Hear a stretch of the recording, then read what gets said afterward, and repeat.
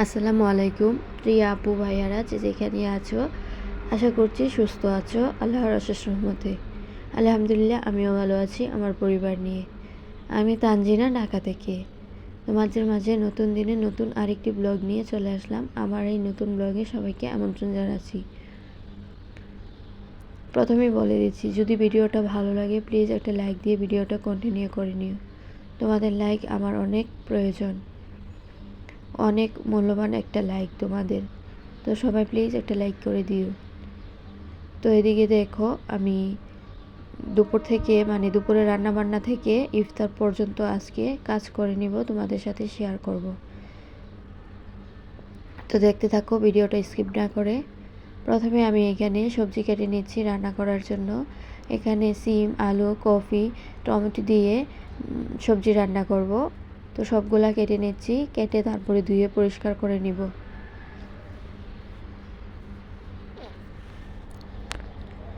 এদিকে ভেন্ডি ভাজি করব। ভেন্ডিগুলো ধুয়ে নিয়েছি, এখন কেটে নিচ্ছি, দেখতে থাকো। তারপরে পেঁয়াজ টিয়াজ সব কিছু কেটে রান্নাটা করে নিব আগে। তারপরে দেখা যাচ্ছে আজকে গ্যাস ছিল না, প্রথম রোজা, তারপরে গ্যাসের সমস্যা ছিল। গ্যাসের কারণে আমার অনেক দেরি হয়ে গিয়েছিল রান্না বান্না সব কিছু। রান্না দেরি হলে তো কাজও করতে দেরি হয়ে যায়। তো এদিকে রান্নাটাও দেরি হয়ে গেছিলো। আর গ্যাস আসছিল ইফতারের পর, তখন গ্যাস আসলে আর কি হবে, যখন গ্যাসের দরকার ছিল তখন তো আর গ্যাস আসে নাই। তো বন্ধুরা, আজকে হয়তো আমার কথার মধ্যে একটু দেখতে পারবা, কারণ আমার অনেকটাই সর্দি লেগে গেছে। সর্দির কারণে গলা একদমই বসে গেছে। ওইদিকে দেখো সব কেটে নিয়েছি, এখন সবজিগুলো আমি রেখে তারপরে ভাজিটা বসিয়ে দিলাম। তো ভাজিটা এদিকে হচ্ছে, আর এদিক দিয়ে আমার মাসকলাইয়ের ডাল রান্না হয়ে গেছে। চিংড়ি মাছ দিয়ে ডাল রান্না করে নিয়েছি অফ ক্যামেরায়। আর এদিকে সবজিগুলা ধুয়ে নিচ্ছি, সবগুলা ভালো করে ধুয়ে নিব। এটাকে আমি কয়েকবার ধুয়ে নিয়েছি, দেখো কতটা সুন্দর দেখাচ্ছে। আর এদিকে ট্যাংরা মাছ আমি নামিয়েছি, ট্যাংরা মাছ দিয়ে আজকে সবজিটা রান্না করব। তো এখানে হলুদ মরিচ দিয়ে ট্যাংরা মাছগুলো আমি মাখিয়ে রেখে দিলাম। আর এদিকে আমার ভাজিটাও হয়ে গেছে, ভাজিটা অনেক সুন্দর একটা কালার আসছে, খেতেও অনেক ভালো হয়েছিল।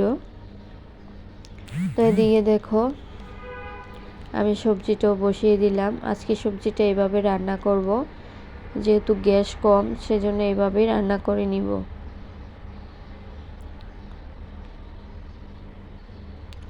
তো সবজিটা কতক্ষণ এভাবে হালকা ভেজে নিয়েছি অল্প করে, তারপরে সব মশলা দিয়ে দিব।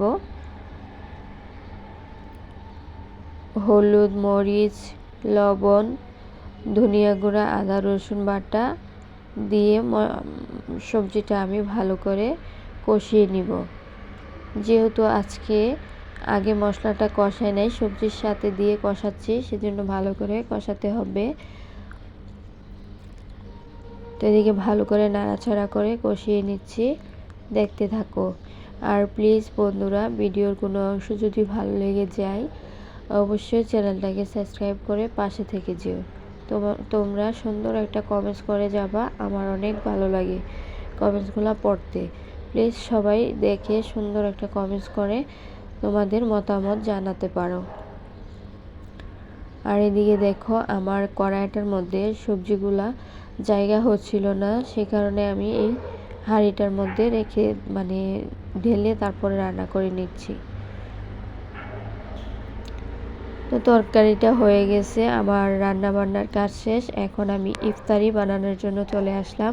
তো এখানে ইফতারি আমি সব কিছু কেটে তারপরে সব কিছু ধুয়ে পরিষ্কার করে নিয়েছি। আর মশলা দিয়ে ডালটাকেও করে পেঁয়াজের জন্য রেডি করে নিলাম, বেসনটা গুলিয়ে নিয়েছি, বোট বেগুনি সব কিছু রেডি করে নিলাম। আর একা হাতে ইফতারি থেকে রান্না শুরু করে সব কিছু একা হাতে আমি করেছি, এই প্রথম আমার ফার্স্ট লাইফে এরকম মানে একা হাতে রান্না, ইফতারি বানানো, সব কাজ টাজ করা একা হাতে।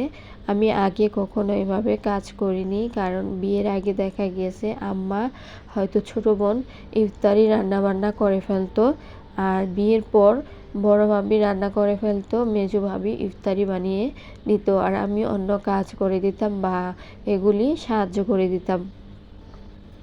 তো এদিকে দেখো এবারের রোজাতে মানে রমজানে অন্যরকম একটা কাজকর্ম হচ্ছে। তো আমার অনেকটাই প্রথম দিন কষ্ট হয়ে গেছে এগুলা মানে একসাথে করতে গিয়ে, হয়তো দ্বিতীয় রোজাতে খুব ভালোভাবে করতে পারবো, কারণ প্রথম দিন একটু আমার ব্যস্ততার মধ্যেই গিয়েছে। তারপরও তোমাদের সাথে শেয়ার করার জন্য অল্প অল্প করে ভিডিও করে রেখেছি। তো এদিকে দেখো আজকের ইফতারি আমাদের দুজন মানুষের অল্প অল্প করে সব কিছু বানিয়ে নিয়েছি। এখানে বেগুনি, আলুর চপ, পেঁয়াজু, শরবত আর হচ্ছে কিছু ফল কেটে নিয়েছি। এগুলি দিয়ে আজকের ইফতারিটা করব। তো ভালো লাগলে প্লিজ চ্যানেলটাকে সাবস্ক্রাইব, লাইক, কমেন্ট, শেয়ার করে পাশে থেকে যেও। আল্লাহ হাফেজ।